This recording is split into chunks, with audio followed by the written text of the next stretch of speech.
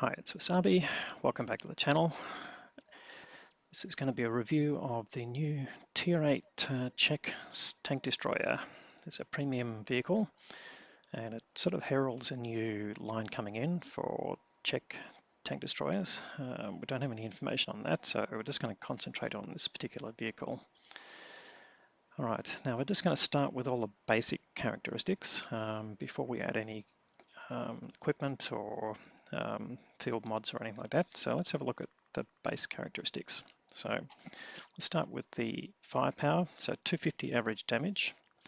The average pen of the standard round is 270, which is pretty impressive at Tier 8. But even more than that, the premium round has got a penetration of 330, which is, what a lot of Tier 10s have. So it's going to be a pretty powerful gun there. It's a 100mm gun. Can't tell exactly by the name. It was originally marked as the ShPTK-TVP 100, but yeah, that's a 100mm gun.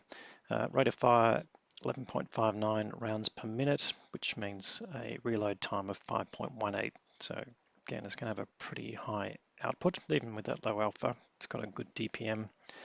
And you can see the DPM there, 2897. So this is without any modifications, but with 100% crew.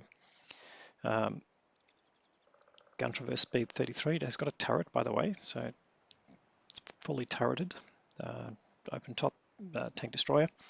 Only 6 degrees of gun depression, so you'll have to bear that in mind. 20 degrees of elevation. Aiming time really short, 1.25 to go along with the rate of fire, and base dispersion of 0.29, so it's going to be a very accurate gun. And here again, just focusing on the DPM 2897 out of the box, no mods, no rammers, no food or any other sort of assistance. So let's see what we can get that up to with crew skills and with equipment, etc. So let's move on to the next section. So, oh, sorry, I didn't mention the HE round. It's another interesting thing. So 100mm penetration and 420 average damage. Doesn't show it there, but that's what the average damage is for the HE shell if it penetrates, of course. And it's got a slightly higher shell velocity than even the standard shell. So 900 there for the HE. The standard AP round is 897, so just a touch under 900, and the heat round, which is the premium round, 795, so a little bit slower. So you're going to have to lead a little bit with these shells, more than perhaps you're used to. So hit points 1150, that's pretty standard for TD at Tier 8. Hull armor, frontal 65, both on the hull and the turret, and similarly for the sides, same for hull and turret at 40mm, and same for the rears, 40mm.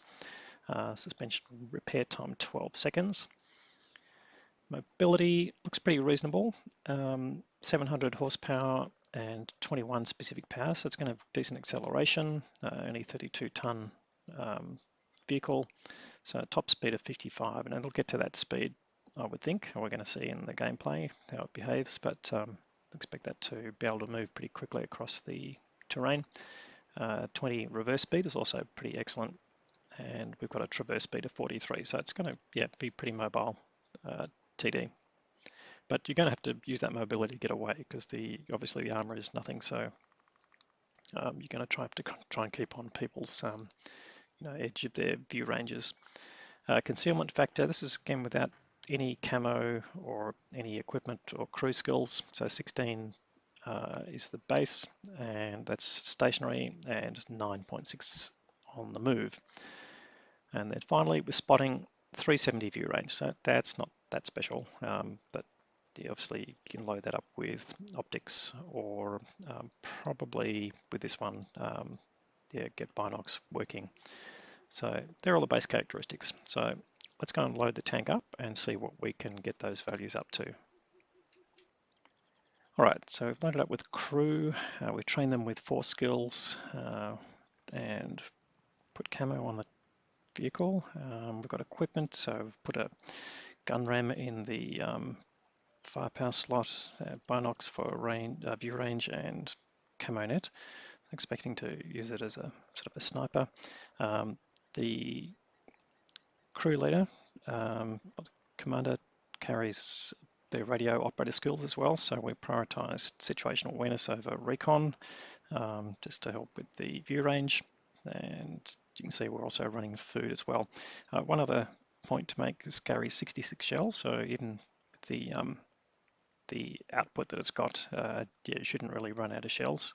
And interestingly, and I love the design of this, you can see all the shell stowage, and in fact, you know, if you look at all the shells and count them, you can actually count 60 slots. So it's pretty close to the 66, which is which is unusual. So that's just a feature of the design of the vehicle, but that looks pretty good. So let's have a look at the impacts on the firepower. So before we had 2,800 DPM, and now we're getting 3,500. So pretty decent increase there. Dispersion has dropped from 0.29 to 0.27, so that's really nice. Aiming time came down from 1.21 to 1.17. Can't do anything about the gun depression, unfortunately. Gun loading has dropped to just under 4.3 seconds from 5.3, and the other things haven't changed, of course. Mobility with the driver skills. There's increased traverse speed from about 40 something to 50, 48 I think it might have been, to 50.7, and you can see the concealment rating is now 50 with the camo net, of course, and 22 on the move as the improvement there. And then finally the view range has increased to 514 from 370. So that's with all those effects on it there. So that's without any field mods. So field mods obviously will alter that a little bit, but yeah, we haven't got to that point yet, and we may not do that for this review. All right, so that's just basically it for the garage view. Just again, yeah, quite a nice looking vehicle, and just lovely detail in the model. So I think you'd be pretty happy to have this in your garage. Not quite sure how this is going to be available yet, whether it's just going to be in the premium shop or there's going to be a marathon, but I think there might be a marathon coming, but yeah, I don't actually have any information on that, so don't take that as gospel. Anyway, let's step out for some gameplay and then we'll come back for a summary. Right, the following gameplay I think is a reasonable illustration of the capabilities of this vehicle. Now we've upgraded it a bit with mod equipment, so it's slightly better than what we showed in the garage after the original upgrade, but it doesn't change it dramatically. I mean, can't change the armor, it's only change the view range a little bit. So in general, this should be indicative of the relative performance of the tank. Okay, so this battles on Sand River, which is reasonably well suited to this tank, given the gun depression of 6 degrees. These ridge lines are pretty amenable to that, and this is a typical spot for TDs on this map as well. So you can see that went straight at the T-44, and you've got to allow for the lowish shell velocity of the AP shell. And in fact, this battle I think we're only going to fly standard AP. It is a all tier 8 battle.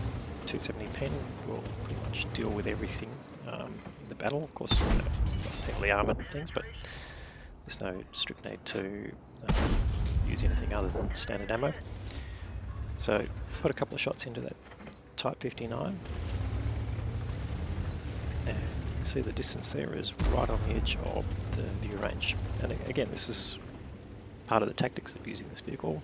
It's got no armor, so you're going to be needing your vision and camo, and hopefully you're not going to get spotted, because if you do get spotted and you're not able to escape from your particular vantage point, then you're going to get punished. There's no two ways about that. So you can see also the rate of fire. It doesn't seem all that fast, but it's literally faster than most tanks in the game. 4.2 seconds between rounds and a aim time of 1.1 second. You're going to basically get 2 shots to 1 for a lot of vehicles. Now you can see we got spotted there, most likely by that LT-432. and so we take a hit. So nothing bounced so far off this vehicle. It's only going to really bounce if it basically catches it on a ricochet angle or something like that, but anything into the armor directly will penetrate pretty much. So we go unspotted and come back to here. So it's giving us a reasonable vantage point of those mediums that are in the middle, but we've got some other things. You can see, even though that was pretty much a snapshot of the Barask, it actually hit, even though it landed on the tracks. The second shot actually went in, and by the time that arrived, he'd been reduced in hit points, and we managed to get the kill. So the AP, or the alpha damage, 250 average, yeah, it's, you know, nothing special, but the DPM, when you consider the DPM side of it, if you've got the opportunity to put the shells out continuously, then you know the initial alpha damage doesn't really make much difference. So getting 2 shots in on that Barask in pretty straight time was pretty helpful. You can see we've also picked up 1500 of assisted damage, so this is going to be an attribute of this tank to an extent, the fact that you will have to run binocs or similar sort of vision improvement to maximise the safety of your position while you're firing. You're also going to spot tanks as well for your team, potentially. Here we go, spotted again. So just looking at the view range circles, that whatever's down there must really be running binocs as well, which should be unusual, but not impossible. Definitely we're getting spotted while that is happening, so just got to be careful. Taking another hit, we've got 1150 hit points, so it's not too bad, and you can see we were getting shot at pretty much by that Type 59, I'm sure. Also doing, you know, around 260 sort of damage to us. Yeah, watch this shot here. We've just got the top of the T-44, and I think this is actually a combination of the shell velocity, is that it's actually looping over the top of the hill, so even though we've just got a pixel to shoot at, it's not going direct, so it's not. It's more likely to go over the top and land, you know, in a loop rather than so on. There you go. So I think, yeah, that was the Type 59 spotting us. He's been spotted as well. So it'd be interesting to know whether that Type 59 is running camo and binocs as well. But in any case, the match is pretty much turning in our favour, which is good. We've got 1300 damage, so it's not huge, but it's definitely more than the hit points of the vehicle. So that's handy. You can see the mobility is actually pretty decent, sort of medium tank like, getting decent speed over terrain. I think we've got the driver skills are cross country and clutch braking, I think, on this one. But you're going to have to use that mobility, particularly in the late stages of the map, to, you know, get into new positions quickly. So that's really what's going on here. The enemy team is pretty much melting, and we're trying to get into a completely new position. Snap towards the Samoa SM there, but that doesn't go in. That's more a feature of the shell velocity than anything else. But again, we don't get spotted, so pretty safe.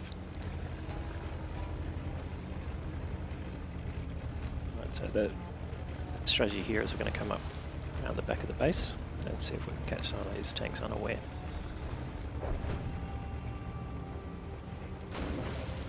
And in that respect, we're well in advance of the tanks that are coming from the north, so we're going to have a couple of opportunities here. So I've got the Borsig first. Put one shot in, we'll get another shot at me before he runs away. Yes, we do, and we get the kill. There's the Samoa SM. No, we've also got the Type 59 here. Good. He's not facing our way, so we're going to get at least 2 shots in before he can react. And in fact, that gets us the kill as he's damaged by other teams, tanks, and then we just got the Samoa SM. I don't think we'll get a shot on him, will we? No, he's taken down. So I think that's a pretty reasonable overview of the gameplay capabilities of this tank. It's not a brawler, it's definitely going to be a sniper. Let's go back to the garage. Alright, so just to wrap up, I think this is a pretty balanced tank here. It's definitely got good gun handling, great DPM, and excellent penetration, so that will help you use more standard ammunition than normal, particularly when you get into higher tier battles. It's really got no armor, so you really need to be playing on the edge of view range, and get light tanks to spot for you.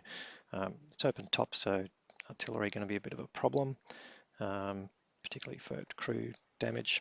But yeah, I think overall, these characteristics balance it out. So if it had armor and a great gun like this, it would be absolutely dominating type of tank. So those things do help to balance it out. So I think once you get used to the playstyle, I don't think you'll have any real problems with it. Certainly, it's going to be the herald of a new Czech TD line. That's what you'd expect. This is the way things work. So if you are going to invest in that line, then this would be definitely an interesting tank to have. So I'd say, yep, this is a buy if you're seeing it in the premium shop. So we don't know the price yet, but yeah, it's going to be similar to other tanks of its type and nature. So if you get the opportunity, yeah, I definitely think it's worthwhile. All right, well, anyway, thanks for watching. I hope you liked the video. If you did, please give it a thumbs up. If you haven't subscribed to the channel already, that's something we'd like you to consider. There's always more good content to follow, and thanks very much for watching.